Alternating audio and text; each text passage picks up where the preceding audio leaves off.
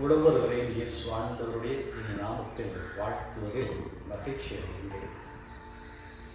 இன்று நாம் தவக்காலத்தினுடைய 4வது ஞாயிற்றுக்கிழமையில் காலடி பதிக்கின்றோம். இன்றைய நாளுக்குரிய இறை வார்த்தைகளை நாம் சிந்திக்கின்ற வேளையிலே, தியானிக்கின்ற வேளையிலே, இந்த இறை வார்த்தைகள் நமக்கு தரக்கூடிய செய்தி என்ன என்பதை ஆழமாய் சிந்திக்கின்ற போது, இந்த இறை வார்த்தைகள் நமக்கு தரக்கூடிய செய்தி, நம்முடைய பார்வைகள், பிரச்சனைகளை பொறுத்த மட்டிலே நம்முடைய பார்வைகள், நம்முடைய கண்ணோட்டம் எவ்வாறாக அமைய வேண்டும், எவ்வாறாக நாம் நம்முடைய வாழ்வின் பிரச்சனைகளை அணுக வேண்டும் என்பதை குறித்து நம்முடைய பார்வை சரியானதாக இருக்க வேண்டும் என்பதை இறை வார்த்தைகள் நமக்கு வெளிப்படுத்துகின்றன. கிறிஸ்துவுக்குள் அருமையானவர்களே, இன்றைய நாளுக்குரிய நற்செய்தியை நாம் படித்து பார்க்கிற போது, இந்த நற்செய்தியிலே இயேசு ஆண்டவர் ஒரு புதுமை செய்கிறார். ஒரு அற்புதம் நடக்கிறது. பிறவியிலேயே பார்வையற்றிருந்த ஒருவர், பார்க்க முடியாத குருடராக இருந்த ஒருவருக்கு ஆண்டவர் இயேசு பார்வை கொடுக்கின்றார். இந்த நிகழ்விலே இயேசு ஆண்டவருடைய பார்வை, அவருடைய கண்ணோட்டம் அற்புதமானது. அவருடைய பார்வை சரியான பார்வையாக, நேர்மையான பார்வையாக, அவருடைய பார்வை ஒரு தெளிவான பார்வையாக இருக்கிறது. அதாவது இந்த குருடனுக்கு பிறவியிலே பல்வேறு துன்பங்களை அனுபவித்துக் கொண்டிருந்த ஒரு மனிதனுக்கு நன்மை செய்ய வேண்டும், மேன்மை செய்ய வேண்டும், அவனுடைய குறை நீங்க வேண்டும் என்கின்ற கண்ணோட்டமாக, பார்வையாக இயேசுவின் பார்வை இருக்கிறது. அதே வேளையிலே இந்த நிகழ்வை பரிசேயர்கள் எப்படி பார்க்கிறார்கள் என்றால், பரிசேயர்களுடைய பார்வை குற்றம் காண்பதாய், குறை காண்பதாய், அவர்களுடைய கண்ணோட்டம், அவர்களுடைய பார்வை இயேசுவை பழி தீர்க்க திட்டம் தீட்டுவதாக, இந்த குறையை வெளிப்படுத்துவதாக அவர்களுடைய கண்ணோட்டம், பார்வை இருப்பதை நாங்கள் பார்க்கின்றோம். அதே வேளையில் இன்றைய நாளுக்குரிய முதலாவது இறைவார்த்தையை நாம் பார்க்கின்ற போது, முதலாவது இறைவார்த்தையிலே தாவீது அரசர் திருப்பொழிவு செய்யப்படுகின்ற நிகழ்வு நமக்கு கொடுக்கப்படுகிறது. இதிலே நாங்கள் பார்க்கின்ற போது, இந்த நிகழ்வினுடைய பார்வை, கண்ணோட்டம், இதிலே சாமுவேலுடைய பார்வை, அவருடைய கண்ணோட்டம் எவ்வாறாக இருந்தது என்று சொன்னால், அவர் வெளித்தோற்றத்தை பார்க்கிறார், புறத்தோற்றத்தை பார்க்கிறார். அபிஷேகம் செய்யப்பட வேண்டியவன் வெளித்தோற்றத்தை வைத்து அவருடைய பார்வை, அவருடைய கண்ணோட்டம் இருக்கிறது. அந்த வேளையிலே ஆண்டவருடைய கண்ணோட்டம், ஆண்டவருடைய பார்வை எது என்பதை குறித்து ஆண்டவர் வெளிப்படுத்துகிறார். மனிதர்கள் பார்ப்பது ஒரு விதம், நானும் பார்ப்பது இன்னொரு விதம். மனிதர்கள் வெளித்தோற்றத்தை பார்க்கிறார்கள், நானும் உள்ளத்தை பார்க்கிறேன் என்று ஆண்டவர் சாமுவேலுக்கு வெளிப்படுத்துகிறார். கிறிஸ்துவுக்குள் அருமையானவர்களே, யோவான் நற்செய்தியை நாங்கள் படித்து பார்த்தால், யோவான் நற்செய்தியினுடைய தொடக்கம், முகவுரை இல்லை என்று சொன்னால், ஆரம்பம் இவ்வாறு சொல்கிறது. அதாவது இயேசு ஆண்டவர் இந்த உலகத்திற்கு ஒளியாக, மனிதர்களுக்கு ஒளியாக வந்தார். அந்த ஒளி இருளிலே ஒளிர்ந்தது. ஆனால் மனிதர்கள் அந்த ஒளியை கண்டுகொள்ளவில்லை என்று சொல்லப்படுகிறது. இந்த மனிதர்கள் அந்த ஒளியை கண்டுகொள்ளவில்லை. பரிசேயர்கள் இயேசுவை ஏன் கண்டுகொள்ளவில்லை, இயேசுவை ஏன் அவர்கள் புரிந்து கொள்ளவில்லை என்று சொன்னால், இயேசுவை அவர்கள் பார்த்த கண்ணோட்டம் எதுவாக இருந்தது என்று சொன்னால், மனித கண்ணோட்டத்திலே பார்த்தார்கள், புற கண்ணோட்டத்திலே பார்த்தார்கள். அவர்களுடைய பார்வை எதுவாக இருந்தது என்று சொன்னால், இயேசுவை தச்சனின் மகனாக, யோசேப்பின் மகனாக பார்த்தார்கள். ஆகவே அவர்களுடைய கண்ணோட்டம் தவறாக இருந்தது. இயேசுவை அவர்களால் புரிந்து கொள்ள முடியவில்லை. நம்முடைய வாழ்க்கையிலும் நம்முடைய கண்ணோட்டங்கள், நம்முடைய பார்வைகள் பலவிதம், ஒவ்வொன்றும் ஒவ்வொரு விதம். நாம் நம்முடைய விருப்பு வெறுப்புகளுக்கு ஏற்பதான் ஒரு நிகழ்வை, ஒரு சம்பவத்தை, ஒரு பிரச்சனையை கண்ணோக்குகின்றோம். உதாரணத்துக்கு ஒரு சிறிய கதையை உங்களோடு பகிர்ந்து கொள்கிறேன். ஒரு குடும்பத்தினுடைய தந்தை ஒரு கார் வேண்டுவதற்காக அவர் விரும்புகிறார். ஆகவே இந்த காரை வேண்டுகின்ற இடத்திற்கு குடும்பமாக செல்கிறார்கள். இந்த காரை விற்பவரிடம், விநியோகஸ்தரிடம் ஒவ்வொருவரும் தங்களுக்கு ஏற்ற மாதிரி அந்த காரை பற்றி அவர்களுடைய கண்ணோட்டத்தை வினவுகிறார்கள். முதலிலே இந்த காரை வாங்குகின்ற இந்த குடும்பத்தினுடைய தந்தை, அவருடைய கேள்வி எதுவாக இருந்ததுன்னு சொன்னால், இந்த கார் 1 லிட்டருக்கு எத்தனை கிலோமீட்டர்கள் பயணம் செய்ய முடியும் என்பது அவருடைய கேள்வி, அவருடைய பார்வை, கண்ணோட்டம். இந்த காரை பற்றிய கேள்வி, மகனுடைய கேள்வி எதுவாக இருக்கிறது, கண்ணோட்டம் எப்படி இருக்கிறது சொன்னால், மகன் கேட்கிறான், இந்த காரிலே ஒரு நாளைக்கு எத்தனை கிலோமீட்டர்கள் அதிகபட்சமாக பயணம் செய்ய முடியும் என்கின்ற கேள்வியை, கண்ணோட்டத்தை அவன் கேட்கிறான். இதை வேளையிலே இந்த குடும்பத்தில் இருக்கக்கூடிய மகள், அவருடைய கேள்வி எதுவாக இருக்கிறது என்று சொன்னால், அவர் கேட்கிறார், இந்த காரிலே உள்ளுக்கு கண்ணாடி இருக்கிறதா, இந்த காருக்குள்ளே மேக்கப் செட் இவற்றை வைப்பதற்கு இடம் இருக்கிறதா என்பது அவருடைய கேள்வி. அதை வேளையிலே தாய் கேட்கின்ற கேள்வி எதுவாக இருக்கிறது என்று சொன்னால், இந்த தாய் கேட்கிறார், என்ன கேள்வி கேட்கிறார், நாங்கள் பர்ச்சேசிங் சாமான்கள், பொருட்களை எல்லாம் வாங்கினால் எல்லா சாமான்களையும் நாங்கள் ஷாப்பிங் போய் உள்ளே வைக்க முடியுமா, மரக்கறி சாமான் எல்லாம் வேண்டி ஏற்ற முடியுமா, அதற்குரிய ஸ்பேஸ், இடம் இருக்கிறதா என்று கேட்கிறார். இது எல்லாத்தையும் தாண்டி இவர் கார் வாங்க போகிறார் என்பதை அறிந்த பக்கத்து வீட்டுக்காரன், அவனுடைய பார்வை எப்படி இருக்கிறது என்றால், இவன் கார் வாங்க போறான், எங்க ஆட்டையை போட்டானோ, யாருடைய காசை புடுங்கி எடுத்தானோ தெரியாது, அப்படி என்று அவருடைய உள்ளத்திலே அவருடைய பார்வை. ஆகவே கிறிஸ்துவுக்குள் அருமையானவர்கள், நம்முடைய பார்வையும் இதுபோலதான்.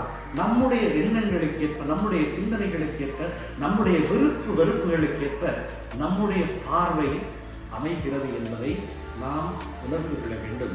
ஆகவே நம்முடைய பார்வை சரியாக இருக்க வேண்டும். இந்த இயேசு அந்த நற்செய்தியில சொல்லப்படுகின்ற இந்த புதுமை, இந்த அற்புதம், குருடனுக்கு பார்வை கொடுக்கின்ற இந்த நிகழ்வை ஒவ்வொருவரும் ஒவ்வொரு கோணத்திலே பார்க்கிறார்கள். முதலாவது பார்ப்போம், இந்த சீடர்களுடைய பார்வை. இயேசுவின் சீடர்கள் இந்த அற்புதத்தை, இந்த நிகழ்வை எப்படி பார்க்கிறார்கள்? இயேசுவை பார்த்து கேட்கிறார்கள், ஆண்டவரே, இவன் குருடனாய் பிறந்தது இவன் செய்த பாவமா, இவனுடைய பெற்றோர் செய்த பாவமா? இந்த கேள்வியிலே எந்த அர்த்தமும் கிடையாது. இல்லைன்னு சொன்னால் இந்த கேள்வியால் எந்த தாக்கமும் வாழ்க்கைக்கு ஏற்பட போவதில்லை, எந்த மாற்றமும் ஏற்பட போவதில்லை. இது ஒரு தர்க்க ரீதியான, அறிவு சார்ந்த ஒரு கேள்வியாக இருக்கிறது. இதனால் சமூகத்திற்கோ அந்த மனிதனுக்கோ எந்த பயனும் கிடையாது. இன்றைக்கு நம்முடைய சமூகத்தில் இப்படித்தான் சில பேருடைய வாழ்க்கை இருக்கிறது. எப்படியாவது எதையாவது கேட்டு தங்களை அறிவுபூர்வமாக அறிவாளிகள் என்று காட்டிக்கொள்கிறவர்கள் நம்முடைய சமூகத்தில், சமூகத்துக்கு உதவாத எத்தனையோ காரியங்களை வெறுமனே வெளியிட்டுவிட்டு சும்மாக இருக்கிறார்கள். தங்களை ஃபேமஸாக, புகழ் பெற்றவர்களாக காட்டுவதற்காக சமூகத்துக்கு தேவையில்லாத காரியங்கள். அதே வேளையில் இந்த சீடர்களுடைய இந்த கேள்வியிலே சீடர்கள் தங்களை உத்தமன்களாக காட்டிக்கொள்கிறார்கள். அதாவது இவனுடைய பாவம் இல்லை என்று சொன்னால், இவனுடைய பெற்றோருடைய பாவம் இதற்கு காரணமாக இருக்கிறது என்று சொன்னால், நாங்கள்லாம் நல்லா இருக்கிறோம், அதனால எங்களுக்கு எதுவுமே கிடையாது என்பது போல அவர்களுடைய கேள்வி இருக்கிறது. தங்களை உத்தமர்களாக காட்டிக்கொள்கிறவர்கள் இன்றைக்கு சமூகத்திலே ஏராளமானவர்கள் தங்களுடைய பார்வை, நடக்கிற ஒவ்வொரு நிகழ்வையும் தங்களுக்கு சாதகமாக பயன்படுத்தி தங்களை நல்லவர்களாக காட்டிக்கொள்கிறவர்கள், நீதிமான்களாக காட்டிக்கொள்கிறவர்கள் ஏராளமாக இருக்கிறார்கள். இரண்டாவதாக பார்த்தோம் என்று சொன்னால், இந்த பார்வை பெற்ற மனிதனுடைய பெற்றோர், அவர்களுடைய பார்வை, அவர்களுடைய கண்ணோட்டம், அவர்களுக்கு நிச்சயமாக தெரியும் தங்களுடைய மகன் குருடனாக பிறவியிலே பிறந்தவன் என்பது தெரியும், இயேசு சுகம் கொடுத்தார் என்பது தெரியும். ஆனால் ஜூதர்களுக்கு பயந்து, ஜூதர்களுக்கு அஞ்சி, நமக்கு ஏன் வீண்பம்பு, நமக்கு ஏன் பிரச்சனை, இந்த பிரச்சனைக்குள்ள நாங்கள் ஏன் தலையிட வேண்டும் என்று அப்படியே அந்த பிரச்சனையை கண்டும் காணாதவர்களாக போய்விடுகிறார்கள். இன்னைக்கு நம்முடைய சமூகத்தில் எத்தனையோ விதமான அநீதிகள், அக்கிரமங்கள் நடக்கிற போதும் இவற்றை தட்டி கேட்காமல், இவற்றுக்காக குரல் கொடுக்காமல், நீதிக்காக, உண்மைக்காக, நேர்மைக்காக குரல் கொடுக்காமல், நமக்கு ஏன் வீண் வம்பு, நாம் ஏன் இதில் தலையிட வேண்டும் என்று ஒதுங்கி இருக்கிறவர்கள் ஏராளமாக இருக்கிறார்கள். இதிலே நான் எந்த கண்ணோட்டத்திலே இந்த சமூகத்தையும், சமூகத்தில் நடக்கிற பிரச்சனைகளையும் பார்க்கிறேன், இந்த பெற்றோரை போலவா என்று சிந்திக்க வேண்டும். மூன்றாவதாக பார்க்கும் என்று சொன்னால், பரிசேயர்களுடைய பார்வை எண்ணம். அவர்கள் எப்படி பார்த்தார்கள்? நாங்கள் நன்மை செய்யலாட்டியும் நாங்கள் என்ன செய்வோம்? குறை காண்போம், குற்றம் காண்போம் என்கின்ற ஒரு கண்ணோட்டம், பார்வை. பாருங்கள், அவர்கள் இயேசு செய்த நன்மைத்தனத்தை, அந்த அற்புதத்தை பாராட்டவில்லை. பாராட்டாவிட்டாலும் பரவாயில்லை, பாராட்டாமல் இருந்தாலும் பரவாயில்லை. ஆனால் அவர் மீது குற்றம் சுமத்த, பழி சுமத்த, அவர் மீது எதையாவது போட வேண்டும், சேறு பூச வேண்டும் என்று நினைக்கின்ற ஒரு மனப்பான்மையை நாங்கள் பார்க்கின்றோம். நாங்களும் நம்முடைய சமூகத்திலே யார் என்னதான் நன்மை செய்தாலும் அந்த நன்மையை பார்க்காமல் எப்படியாவது அவர் மீது பழி பாவம் சுமத்த வேண்டும். இன்றைக்கு நன்மை செய்கின்றவர்கள் அருகி வருகிறார்கள். நன்மை செய்கின்ற காரியம், நன்மையை நாடுகின்றவர்கள் குறைந்து கொண்டு போகிறது. ஆனால் நன்மை செய்கின்றவர்களுக்கும் நாங்கள் அவர்களுக்கு துன்பத்தை வருவிக்கின்றவர்களாக நம்முடைய வாழ்க்கை இருக்கிறதா சிந்திக்க வேண்டும். எனவே நாம் நல்லது செய்யலாட்டி பரவாயில்ல, நல்லது செய்கின்றவரை நல் மனத்தோடு பாராட்டுகின்ற அந்த மனம் எங்களுக்குள்ளே வேண்டும். நல்லதை பாராட்டு, சீட்டெடு, கொண்டாடு என்ற ஒரு விளம்பரம் இருக்கிறது. அதுபோல நம்முடைய வாழ்க்கையிலும் நாம் அடுத்தவரை பாராட்டுவோம், நன்மைகளை பாராட்டுவோம். இப்படியாக நம்முடைய கண்ணோட்டம், நம்முடைய பார்வை மாற வேண்டும். சரியான பார்வையாக, தெளிவான பார்வையாக மாற வேண்டும். கடைசியாக இந்த புதுமையிலே இயேசுவினுடைய பார்வை ஒன்றுதான் சரியான பார்வையாக, தெளிந்த பார்வையாக, நன்மை செய்ய வேண்டும், மேன்மை செய்ய வேண்டும் என்கின்ற ஒரு பார்வையாக இயேசுவினுடைய பார்வை மாத்திரமே இருந்தது.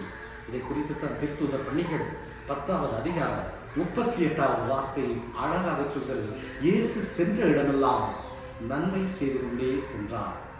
ஆகவே கிறிஸ்துவுக்கு அருமையானவர்கள், இந்த நாளிலே இந்த குருடனுக்கு பார்வை கொடுக்கின்ற இந்த நிகழ்வு நம்முடைய வாழ்க்கையில் நம்முடைய அகக்கண்களை, மனக்கண்களை திறக்க வேண்டும்.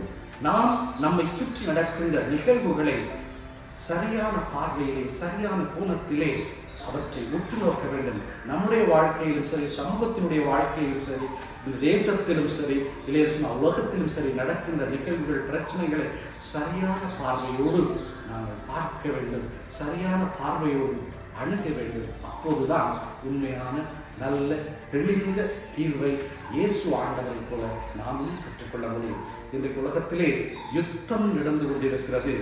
இந்த யுத்தத்திற்கான அடிப்படை காரணம் என்னவென்று சொன்னால், சில நாட்டு தலைவர்களுடைய பார்வை சரியான தெளிந்த பார்வையாக இல்லாமல் குறை, குற்றம் காண்பது, அதிகாரம் போன்ற பல்வேறு ரீதியிலே அவர்களுடைய பார்வை, சர்வாதிக ரீதியிலே பார்வை இருப்பதனால்தான் இன்றைக்கு நாம் யுத்தத்தையும் அதனுடைய விளைவுகளையும் சந்தித்துக் கொண்டிருக்கிறோம். எனவே இந்த நாளிலே நாம் சிந்திப்போம். நம்முடைய தனிப்பட்ட வாழ்க்கையிலும், இந்த சமூக வாழ்க்கையிலும், இந்த தேசத்தினுடைய வாழ்க்கையிலும் நம்முடைய பார்வை எப்படிப்பட்ட பார்வையாக இருக்கிறது? நாம் இதிலே இயேசுனுடைய சீடர்களைப் போல பார்க்கின்றோமா? இல்லை அந்த பிறவி குருடனுடைய பெற்றோரை போல எங்களுடைய பார்வை இருக்கிறதா? இல்லை என்று சொன்னால் பரிசேயர்களைப் போல எங்களுடைய பார்வை இருக்கிறதா? இல்லை என்று சொன்னால் இயேசுவை போல தெளிந்த பார்வை, நேர்மையான பார்வை, மேன்மையான பார்வை நம்மிடம் இருக்கிறதா? சிந்திப்போம். சரியான கோணத்திலே, சரியான கண்ணோட்டத்திலே எங்கள் பார்வைகளை நாம் திருப்புவோம். ஆமென்.